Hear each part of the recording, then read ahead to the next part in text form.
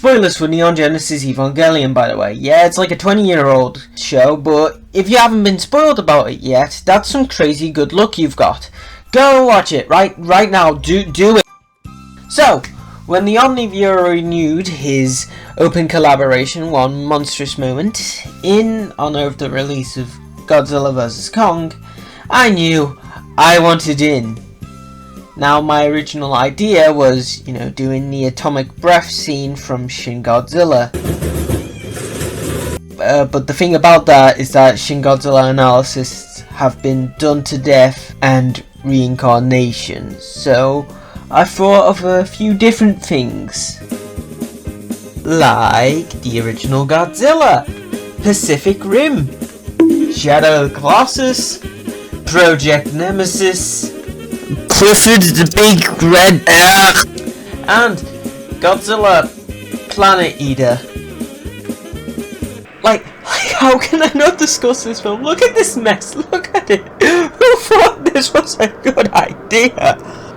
But then, I looked at my shelf, my Pop Vinyl shelf. Yes, I take them out the box.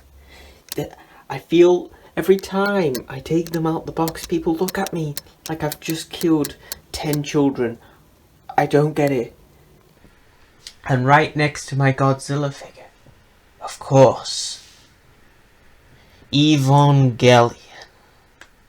And of course, there's really only one scene from Eva that I can call monstrous. So now, I will share my monstrous moment, which is Eva 1 going berserk. Now, there's some background on the show before this scene. And by background on the show, I don't mean the whole plot of the show. I don't have all day, and you can watch it yourself, you lazy bastard. So Shinji, our protagonist, gets sucked into a shadow, gets the worst self-therapy ever, rips out of the shadow. Hold up. Shinji's mate, Toji, becomes the fourth child, which is like fourth pilot. Long story short, he loses control of his Eva. Asuka and Rei get beat up pretty badly, and Shinji's Eva, gets put on autopilot and nearly kills his friend. Because of this, Shinji leaves NERV, the organization behind Eva. And this time, I mean it. So then, when another angel attacks, messes up Asuka and Rei, Shinji gets some wise words from Kaji, a spy and the sexiest man alive. Oh my. Hops back into Eva 1 and loses. But that's not the end of it.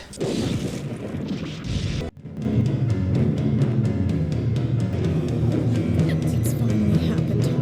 It's aware.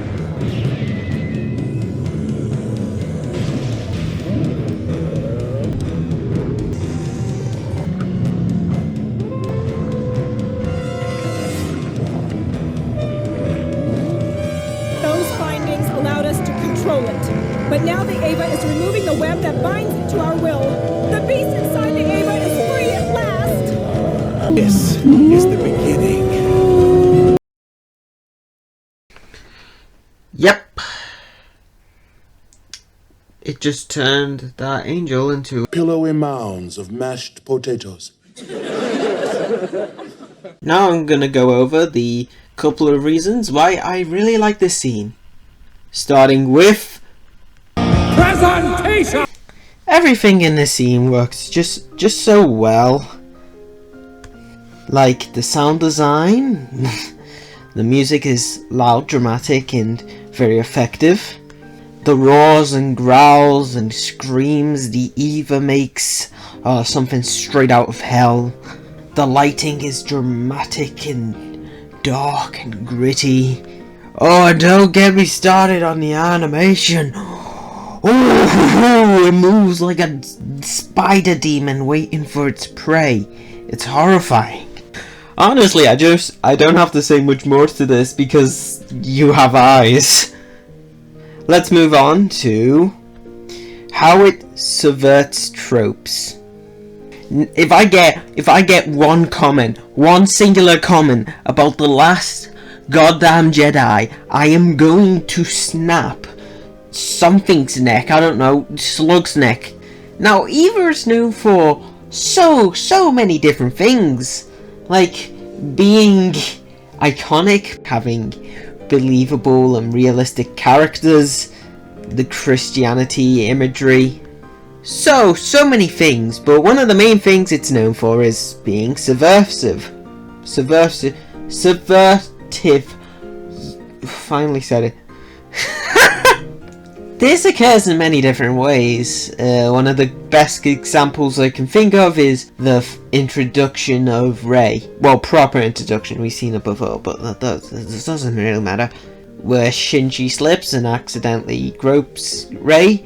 Normally in an anime you see the girl goes, "Oh, you pervert," and slaps him across the face, but when Rey reacts in, well, a Rey way, which is barely reacting at all, you know instantly something is up with her. This works here. Here you normally expect like the big, "Oh no, the main character's down, now he's went Super Saiyan and he's gonna beat up the bad guy, everybody cheers." But when it turns out that the Super Saiyan mode, I guess that's what this counts as, turns out to be a bloodthirsty monster that wishes to consume the flesh of this angel, it's shocking and well, disturbing in so many different ways. It works so well because, well, another subversion. We know that the Evas are angels. We know angels are deadly. And we know angels are vicious. So it makes perfect sense, but you don't really expect it at all. The faces of the characters around the Eva as well really escalate this moment. Normally when somebody's going like all Super Saiyan, the people around them, if you know there are people around them, are always going, "Yay, woohoo! Ooh, the good guy is gonna beat up the bad boy, let's go." But here, it's just faces of horror, which also escalates when we see the faces that are not horrified. Okay, it's not that surprising. Gendo is the worst dad ever. But yet, the subversion of tropes really elevate this scene. You don't see it coming, but yet it makes absolute perfect sense. Okay, now next we have it's Eva in a nutshell. Now, to anybody who hasn't seen Eva, this probably doesn't mean much, but this scene kind of encapsulates everything great about Evangelion. It starts off like usual, where Shinji doesn't know what he's doing and he's panicking. He's screaming and he has no idea what to do. So when he releases the Eva and loses all control, the insisting cost is immeasurable. This leads into great psychological drama for Shinji and the people he surrounds himself with. This may be a victory for mankind, but it's not a victory for Shinji. Or anybody, really. And the absolute savage beating of the angel just hammers home this even more. So basically it's psychological drama mixed in with some kind of weird mecha horror. That is weird. Now, of course, this really isn't my absolute favourite scene from Eva. My favourite scene is probably the end of Eve. There's got to be a better way to say it like that. But this is runner up to that. This is really something. It's not common where you see, well, any anime do this. Like, maybe Berserk, if that ever gets a good anime adaptation. You can't keep getting away with it! But But even today, you don't see stuff like this. You don't see the big power-up move be something terrible and gruesome. You don't see the faces of horror come over the characters. You don't see the face of the franchise rip a creature to shreds and roar. And that's what makes Eva so special. And this moment so monstrous. You can't keep getting away with it! Well, that's the end of this video, I guess. Actually, yeah, I should also recommend watching Eva. I don't recommend the Netflix dub though. The Netflix dub is really bad. Like, nobody knows how to pronounce nerve. They always say narv and niv, whatever. Not to mention the unnatural dialogue and the removal of gay undertones. Which is a bit of a big oopsie doodle on Netflix's part. So if you can find the original dub, I really recommend that. Or original sub, whichever, I don't care. So yeah, I would once again thank you all for watching. Once again, thanks to the Omni viewer for letting this video in. Hopefully it's in on time.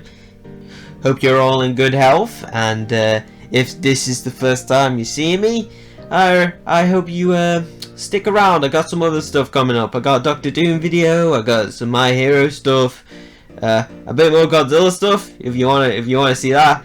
And yeah, I've been a monkey from RH Studios, and I'll see you later.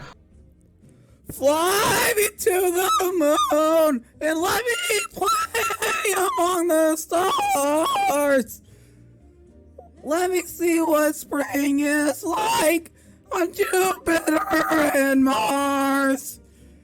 In other words,